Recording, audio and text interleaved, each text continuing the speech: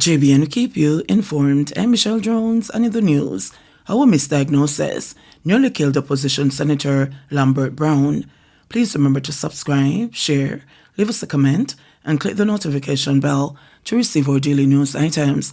In an unprecedented public revelation, opposition Senator Lambert Brown on Friday shared details of a medical scare that brought him to death so last September and used his contribution to the State of the Nation debate in the Upper House to talk about the shortcomings in Jamaica's healthcare system, in particular a lack of beds. But for the intervention of his daughter and two of his colleague opposition senators who shared his medical records with a doctor behind my back, Brown admitted that he may not be alive today. While he was not his usual firebrand self, the heavyset Brown, looking several pounds lighter, used approximately half of his roughly 40-minute presentation to detail his threatening experience, which had the full attention of not just his fellow senators, but the parliamentary staff and, it's safe to say, people listening or watching the proceedings on television or via the internet.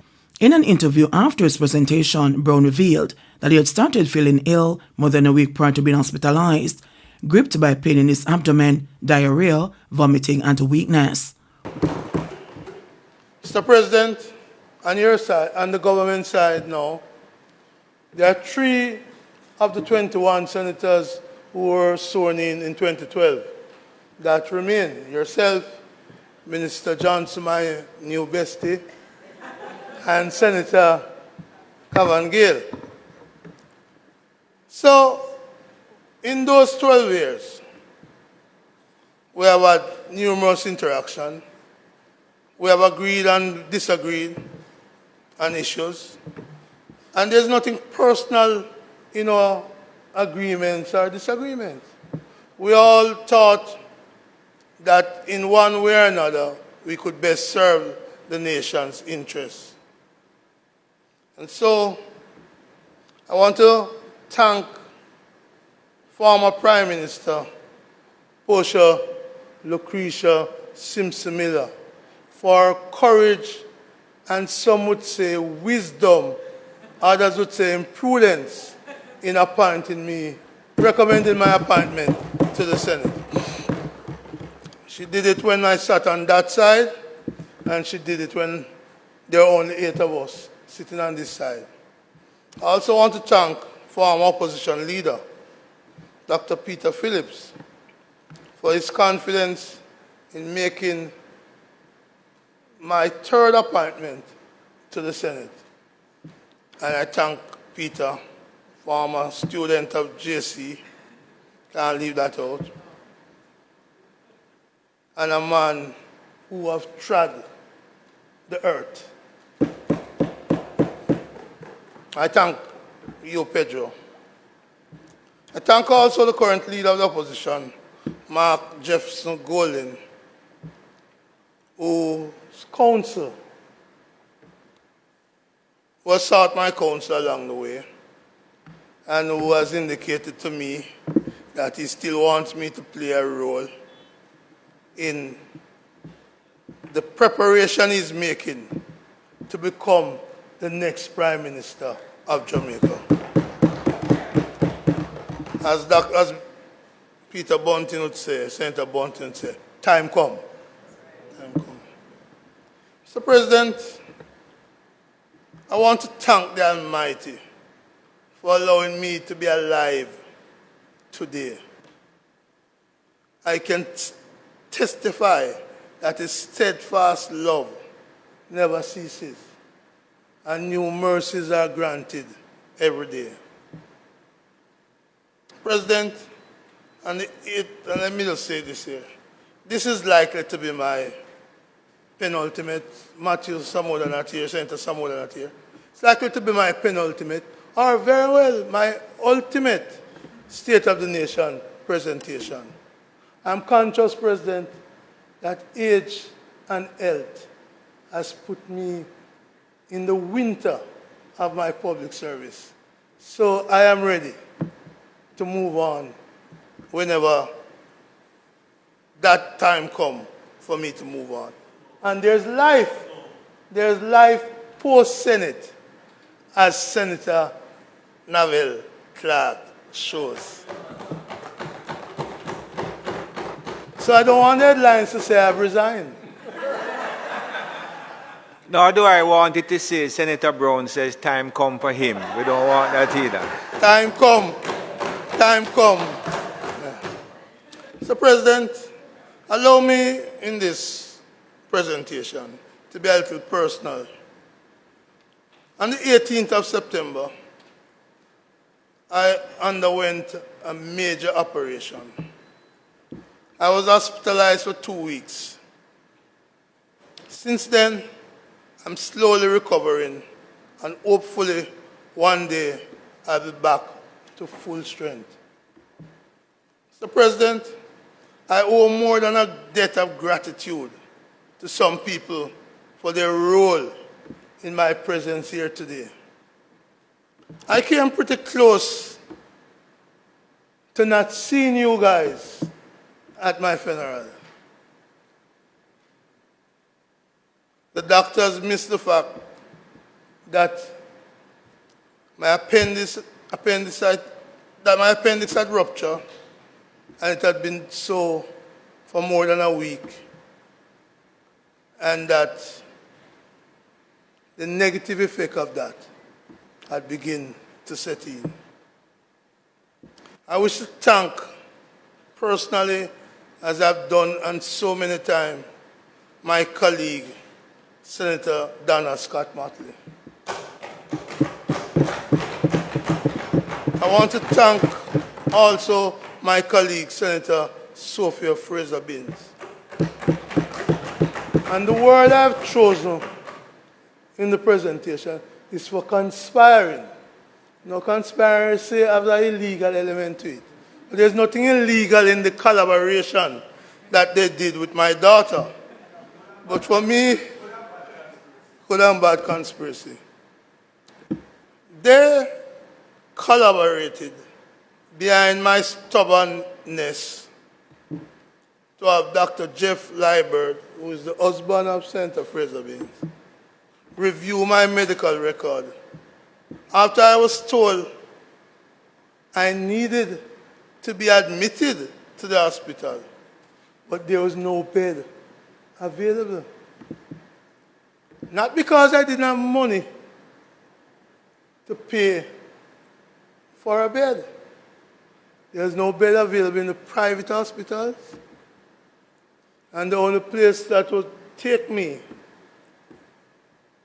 was the University of the West Indies.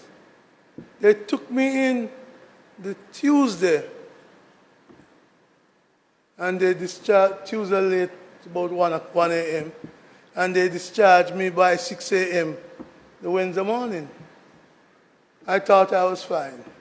I went home, struggling, but home and happy. But on the 18th and the 17th of September, that's Sunday, it's a PNP conference. I was at home. I got a call that I thought was coming from Senator Fraser-Binns because it was her phone number, that call. So I said, "Are you at conference already?"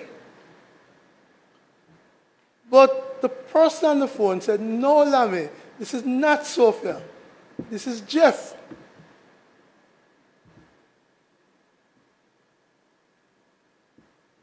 That's her husband. He said, "Lammy, I've looked at your record following the conspiracy between them, and you should not be at home. You need to be in the hospital now." He added that he had made arrangements for a bed for me, and I should go immediately to the hospital. I am alive today, thanks to him and his intervention.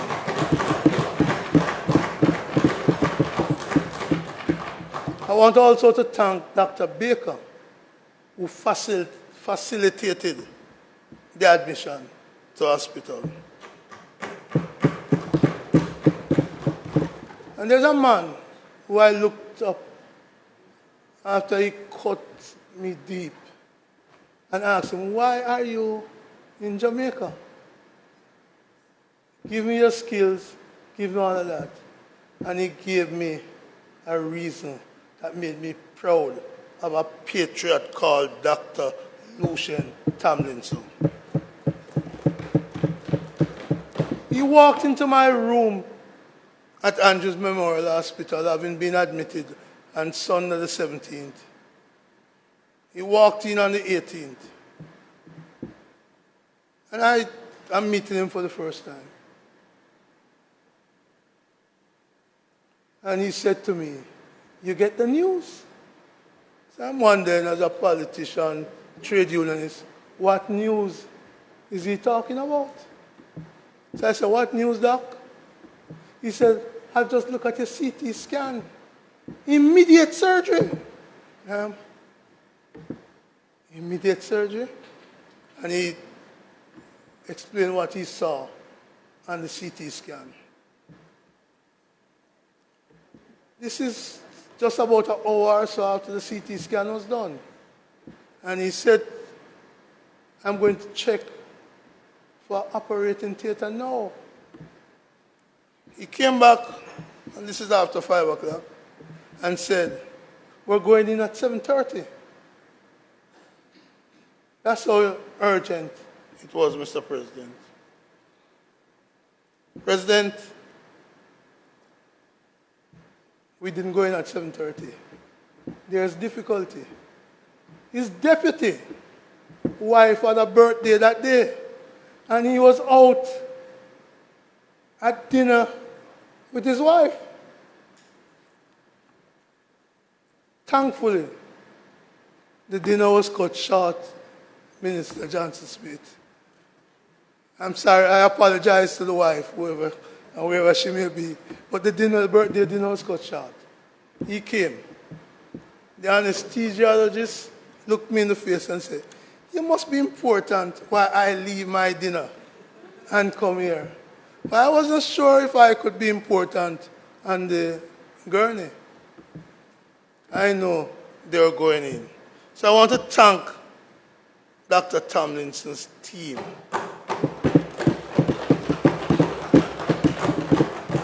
President, allow me also to thank the management and staff at the hotel now, the Andrews Memorial Hospital. I want to thank the nurses who treated me, the nurses who did some personal things that I couldn't do for myself. I want to thank the technical team, CT scan, ultrasound, X-ray. I want to thank the ancillary staff. And more importantly, Senator Gale, I want to thank the porters, not only for pushing me in the wheelchair when I couldn't move, but I remember one day, President, that I needed to move from a chair to the bed, and I couldn't do it. So they sent for 2 strong porters, one on the left, one on the right. And they say after 3, 1, 2, 3, and they lift. But they had no me. I could not assist them. That was how weak I was. So I want to thank my physiotherapists, who often, as you know, Minister, and my colleagues on this side, I don't refer to her as a physiotherapist. I refer to her as a physioterrorist. Dr. Savian Francis, for the tremendous work in restoring strength to muscles that had gone. I want to thank my colleagues in the Senate for your visits, your prayers, and your kind words during my most difficult times.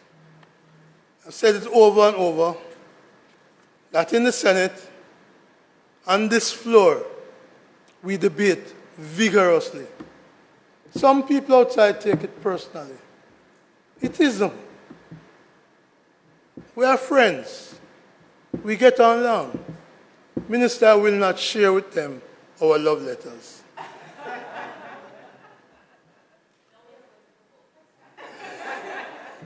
But suffice it to say, all on that side extended kind words, and some visited. one of them who visited will know how much of an impact he had by the opening testimony I made when I said, the steadfast love of the Lord never ceases, because that was part of the prayer. I want to thank my family and friends, because they were there for me at every moment of my illness.